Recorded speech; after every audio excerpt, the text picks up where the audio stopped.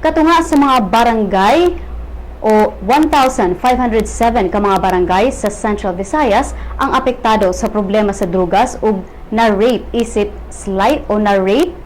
slightly moderately ug seriously affected nga mga barangay.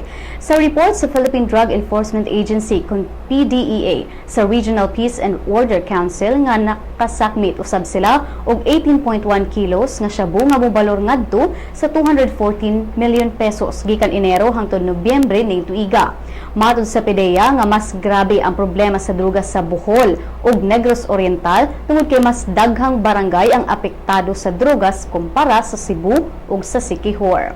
Mas daghan usab ang nadakpan karon tuiga kung ikumpara ni adtong niaging tuig o unang tuig, 3,068 karon tuiga ug 2,176 lang sa 2014.